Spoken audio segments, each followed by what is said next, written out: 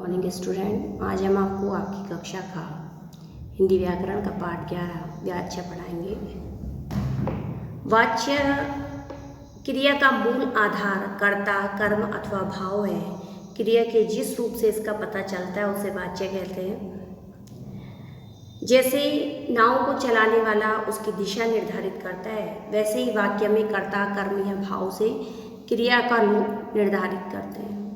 वाक्यों में कर्ता प्रधान होता है तो वाक्य की क्रिया उसी के अनुरूप होगी। जैसे पवन गेंद से खेलता है, दीप्तिमाला बनाती है, तो यहाँ पवन गेंद से खेलता है, ये इसमें कर्ता पवन है और जो क्रिया है वह परिवर्तित हो जाएगी आपकी कर्ता की लिंग के आधार पर। जैसे पवन यदि पुल्लिंग है तो खेलता है, दीप्ति खेलती है स्त्रीलिंग में आएगा दीप्ति, क्योंकि स्त्रीलिंग है तो क्रिया किस में हो जाएगी, परिवर्तन हो जाएगी। इन वाक्यों में सामर्थ्य दिखाई रही है कि कर्ता कार्य करने में सक्षम है या नहीं, भाव की प्रधानता है, भाव के आधार पर निर्धारित हो रही है, क्रिया भाव के आधार पर निर्धारित हो रही है।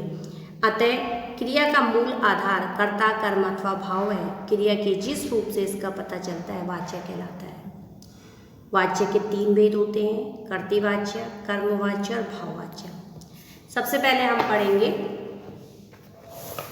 कर्तृवाच्य। वाक्य में कर्ता प्रधान हो और क्रिया उसी के अनुसार निर्धारित हो तो उसे हम कर्तृवाच्य कहते हैं। जैसे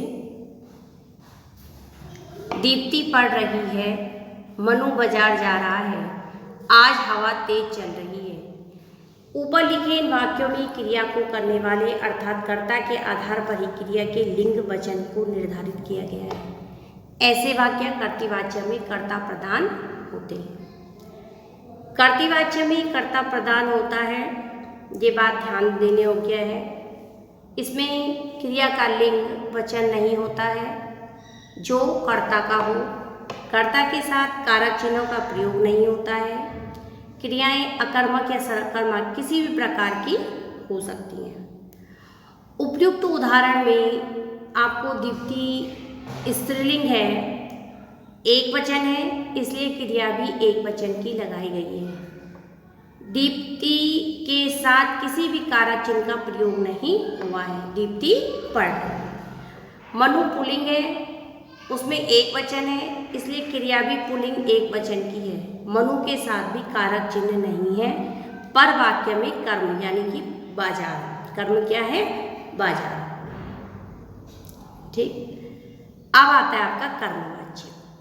वाक्य में कर्म प्रधान हो और क्रिया उसी के अनुसार निर्धारित हो तो उसे कर्मवाच्य कहते हैं। जैसे मोहल्ले के निवासियों द्वारा कूड़ा कचरा हटाया गया, बुजुर्गों के द्वारा वृक्ष लगाए गए, पंजाबियों द्वारा मीठा पानी पिलाया गया। यहाँ ऊपर लिखे वाक्यों से स्पष्ट है कि इन वाक्यों की क्रियाएं कर्म द्वारा निर्धारित हो रही हैं। क्रिया का लिंग वचन सब कुछ कर्म पर निर्भर है। इस प्रकार की क्रियाओं में कर्म महत्वपूर्ण है, अतः वाक्य में कर्म आवश्यक है। वाक्य में कर्ता प्रत्यक्ष रूप से आवश्यक नहीं है, परंतु प्रत्येक वाक्य में क्रिया का कर्ता तो होता ही है। कर्ता अप्रत्यक्ष हो सकता है, जैसे कूड़ा कचरा हटाया गया, वृक्ष लगाए गए, मीठा पानी पिलाया गया। वाक्य में कर्म का महत्व बढ़ाने के लिए कर्ता के साथ के द्वारा, से द्वारा आदि प्रसर्गों का प्रयोग किया जाता है।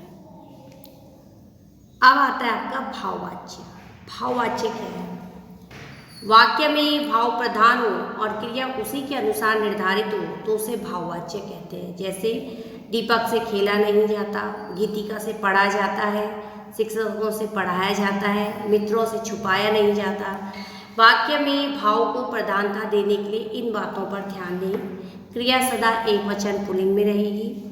भाववाच्य का प्रयोग समर्थ एवं असमर्थता प्रकट करने के लिए किया जाता है।